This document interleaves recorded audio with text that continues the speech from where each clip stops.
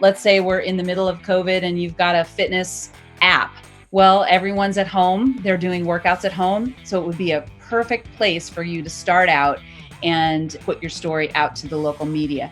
We always tell people to start in your own community, start looking at maybe reporters or journalists that cover the same type of topic or business that you own. And then that way you can take that and then you can start building a relationship. Welcome to the Inside Forbes Councils podcast.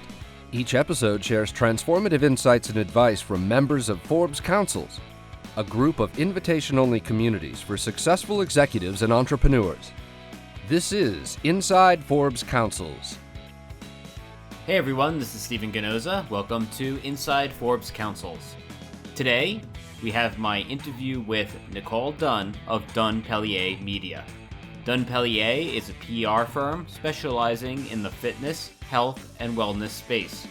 We discussed her experience in PR, how she got started doing PR specifically for health and wellness, the importance of storytelling in PR, why you need to find journalists who need your story, and why the idea of the overnight success is a myth. So let's just jump right in and, in just a couple of sentences, tell me a little bit about what it is that Dunn Pellier Media does. I'm Nicole Dunn. I run a company called Dunn Pellier Media as the CEO in Los Angeles, California. So Dunn Pellier Media is one of the premier health and wellness PR firms. We started out about 13 years ago doing just fitness PR. We've evolved into doing more products and wellness, and we've done the gamut of bars, shakes, weights, workout videos, workout platforms, meditation apps, books. We run the gamut in health, wellness, lifestyle, and beauty. And tell me a little bit about how you got into this business. Like why the fitness industry? The reason that I got started in PR was I was a television producer and I was out of work back in 2007, and I was looking for a way to reinvent myself. And I hired a coach, and the coach said, "You have to do PR." And I was thinking, this woman is absolutely nutty and crazy. Why would I do PR? And she said, "Well, you have crossover skills that go from television over to what people do in PR." And so I thought about it, and with some of her coaching, I instilled some of the, tips that she gave me, and I tested it out.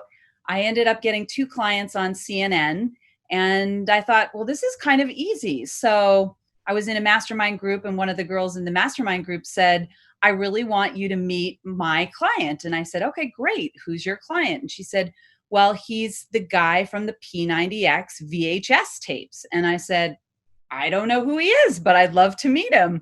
So I ended up meeting Tony Horton from P90X, and he said, "Why should I hire you?" And I said, "Why not? You don't have anything else going on." And aside from your tape, I mean, you weren't on the cover of magazines. And so what we eventually did was we made him into the most visible man in fitness. And he was my first client in health and wellness. And so tell me a little bit about the growth of the company from, that very humorous client acquisition story to where you are today. So we started off 13 years ago. Obviously, we got into fitness by chance, obviously, because I was working with Tony Horton.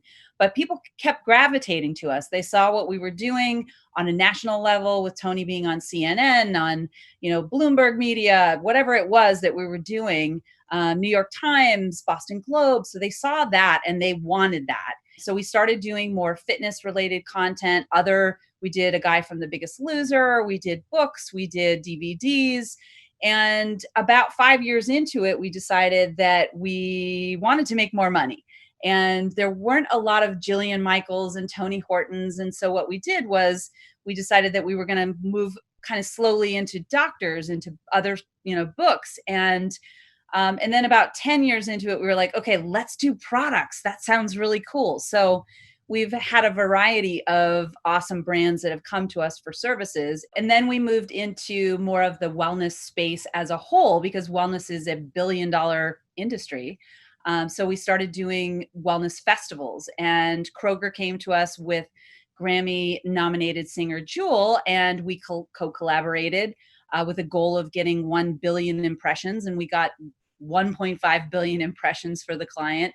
And so we started to gain more traction with bigger clients, and that's where the trajectory went from just a fitness DVD to doing big wellness festivals like that with Kroger. Are you yourself a fitness junkie? So I am a total fitness junkie. I think the best part about everyone that works for our firm is they love health and wellness. There's an aspect of each one of us has something that we love. Now, I do my Peloton every day. I do a 15-minute weight session. I jump rope. I do a lot of different workouts. I mean, every time we get a workout or we get a new brand, I'm doing that said workout. I did P90X for years, obviously, while working with Tony for 10 years. Everyone has their own specialty, from boxing to swimming to free weights to, whatever it is. We are fitness and wellness junkies. And just kind of give me like the sense of when you feel that you're successful as a company. So we're successful when our clients land publications and posts and TV segments. I think that the biggest thing for us is when we take a story, the client story, and then we shape it into something really valuable for the media, and it serves a purpose for the media to then present to their readers or their viewers, and they get it. They get the story, and then they place the story and print it or have them on a TV show. I think that satisfaction for us is success when we have the feedback from the media saying, yes, we love these stories. We love your clients. That's when we feel at our best. Why is storytelling a powerful tool in marketing? So a good story is super powerful in marketing because you can leverage so much with a good story. I feel like the media is more apt to cover you as a business if you've got a great backstory, if you've got a great founder story, if you have a great reason why you created the product. Is it to help millions of people lose weight? Is it to help? What is it? What is it about that product that's going to be able to give you leverage for building credibility, for having more people download your app, or having more sales, having your business investors say, wow, that piece really, changed everything for us. What about overnight successes? Because it seems like the story is often like these people hit it big overnight. Overnight successes in public relations are the biggest myth. And one of the biggest things is people do not realize that there's a lot of planning and work that goes into a campaign before it actually goes out. One of the biggest things is really crafting and creating that story so that it's pitchable in a way that a media person will understand it, that they'll get it, that they will actually pluck that pitch out of the thousands of pitches that they get on a weekly basis. We just recently had a conversation with a journalist who gets 1,000 pitches a week. And you can only imagine that she can scan through all those pitches. So it has to be spectacular to stand out. And then what also has to be great is your relationship with that person. So if you have a great relationship with a media person, your story's more apt to get in the yes pile than in the no pile. And I think people just don't know how much work and time and dedication that takes to build the media lists and put everything together, and then to pitch and then do the follow-ups for it. Because that's the biggest part of PR, is being able to follow up and having persistence to garner and get the coverage. And then obviously in the end, you have a win. I mean, it's really rare that someone would go out and pitch somebody and the next day be in a story in the New York Times. I think it's an overrated myth. There's a lot of work that goes on behind the scenes of building that story out and creating that story to then push out to contacts. And part of that is also leveraging relationships. And our business has leveraged a lot of relationships because we've built up these relationships for years in health, wellness, lifestyle. And, there's no real, you can't just get a story. I think people have this misconception that PR is easy, and it's really not. It's a lot of work.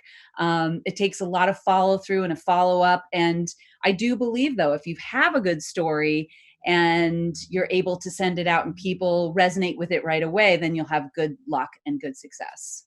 So then what exactly makes a good story? Like, how do you know if you have a good story or if you're helping somebody build their story? What are the elements that go into it? first off, the elements to making a good story, you have to have something really great and extraordinary. I think there's so much competition out there today. So you really have to separate yourself from the rest of the competition and nail down what exactly is it about your story that's so extraordinary. Is it around an extraordinary product? Is it around an act that you did for the community? And fostering relationships in your own community to then build out that story and then facilitate it to the media.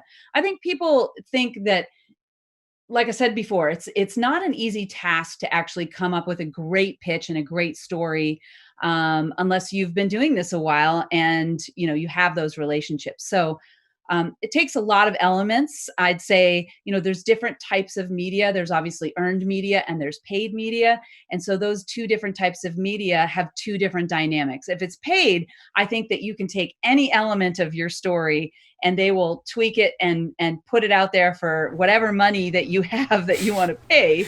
But the earned media is what most people want because it's free. And so really coming up with that story around people, places, problems, products, and what is it that's so unique about your story that people will be interested to hear. And you also have to remember that, you're serving a purpose for the media. They have a need that needs to be fulfilled, and that is getting stories out to their readers. And so if your story doesn't fit in with their beat or their readership, then kiss it goodbye. Interesting. So you mentioned before that stories are powerful because you can leverage them in different ways. So yeah, I was just gonna say, like let's think through, like let's say you figured out your story, you have your uniqueness. I'll give you an example. Yeah, what do you do with it? So I have a story of uniqueness and leverage that most people out there could probably say, wow, that's a pretty cool story. So a man came to me. His name is John Cummings. He started a brand called Bulldog Yoga. Bulldog Yoga was in a studio. He was building an online platform, which was completed, but hadn't really done anything with it. It was up there. COVID happened. And John called me and said, I'm a hotel guy. I have hotels around the world. They're obviously closed. I only have this one thing that I could try to make happen, and it's called Bulldog Yoga. Our studios are closed, so the online thing just has to go. And he started off with, I think he had 25 downloads a week. And we got him in Mashable, Forbes, Shape, all different types of magazines. And for an online campaign that we were doing. And his downloads increased up to 350 a week. So you can see how he leveraged the media to get more users to sign up for his platform.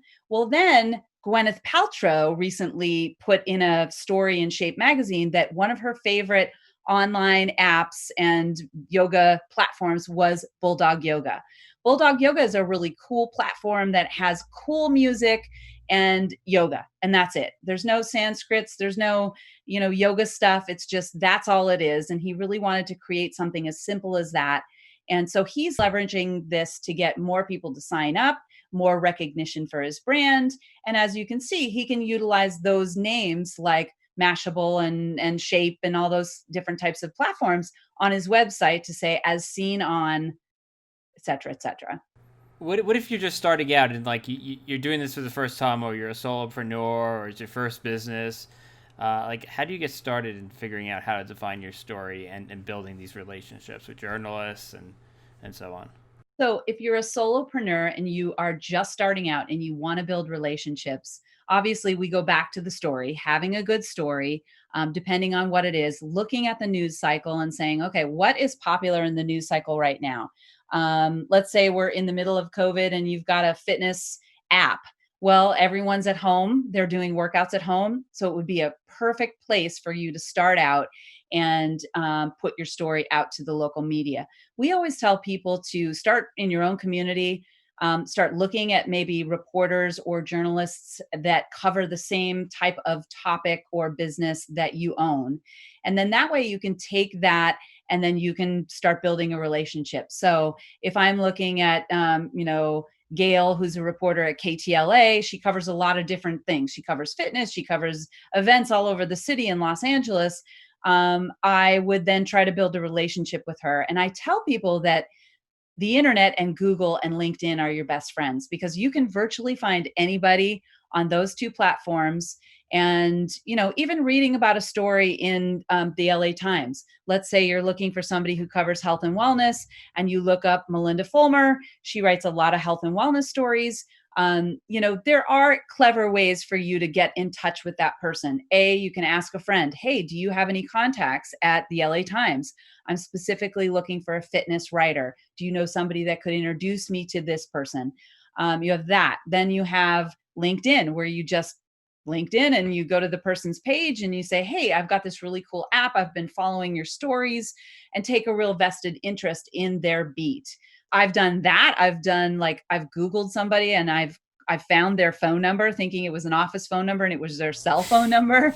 I mean, I've done a lot of different things to get it. You want to be able to get in touch with the person. And I think you really have to show the vested interest in the person, their beat, and know what they're covering and how your story is going to fit in with their readers. And there is a program, it's out there. It's called HARO. It's Help a Reporter Out. And most people who are just starting out can sign up for HARO for free. And you can choose the types of reporter queries that you want sent to you. And if you send them exactly what they ask for, you're more apt to get covered. We've had a lot of people that are just starting out go with something like that, where they get their first story and then they use that as leverage. So they just keep building and building and building one on top of the other, and until they get that big story that they want. I mean, sometimes it happens pretty quickly. Like I said, if there's a news cycle where people are genuinely interested in something and it's happening out in the world, then you're more apt to get covered. Like there are cycles of periods of time. You've got your Father's Day gift guides, and you've got June is Men's Health Month, and you kind of move in through summer, and then you've got back to school, and then you've got the holidays. So you kind of can see where I'm going with figuring out, if your pitch fits in with something, because you wouldn't want to pitch something that's holiday related in, July. Although there are long lead stuff that they compile this kind of information for later use. It sounds like it's mostly understanding that journalists, reporters, they have a job to do, which is deliver stories. If you figure out what they're looking for and give them a good story, you'll increase the odds that you'll get covered. Once you're covered once, you can leverage that to get covered again and just sort of build from there. Yeah. So once you have one story, you can really build up and get another story from there. I mean, I can give you a great example of when we started working with Tony Horton. He obviously was on a lot of infomercials, late night TV. And we took him to Washington, D.C. He did the National Press Club's 5K and did the warm up. And we did a press conference on how the military and the kids that are in the military are not fit to fight. And their fitness levels were obviously not up to par. And so we did a whole press conference, and then he opened up the 5K, and we got coverage from CNN to all the big Washington. And that kind of catapulted us into a whole other level. And once we had CNN and we had different publications like that, and companies like that, we could do anything we wanted. Then it went to the Today Show, and then it went, so it was really fun. Right. It's just the hardest step is that first step. It's just getting that little bit of energy to start the momentum. You just need the wheel to spin a little bit and then get to that place where you can use the two things that you have for leverage to get the bigger thing. It's like, okay, I was in Shape magazine and I was in such and such, and you want to do a local segment on KTLA, you could essentially use, I've been in these publications and now I want to go to TV and, showcase my 5 whatever it is moves to help your viewers stay healthy and fit this summer. Awesome. How can people find out more about you or Dunn Pellier Media? People can find out more about Dunn Pellier Media and the clients we serve at Dunn Pellier, Pellier media.com. We're on Instagram. We're on Facebook. We're all over the internet. So just Google. So thank you so much for your time. Awesome. If you'd like more content on marketing, any time that we can use new technologies to tell our story in a more unique, engaging way, in a way that really captures audience attention and pulls them into what we have to say and starts dialogue, it's a valuable opportunity. If you haven't already, check out episode 61, where Forbes Agency Council member and Executive Vice President of Trek, Sarah Manoni, discusses ways that companies can use augmented reality in B2B marketing. Well, that's all we have for today. As always, thank you so much for listening. Be sure to subscribe, and we'll see you on the next episode. This has been Inside Forbes Councils. Please be sure to subscribe to us on iTunes, Spotify, or wherever you get your podcasts.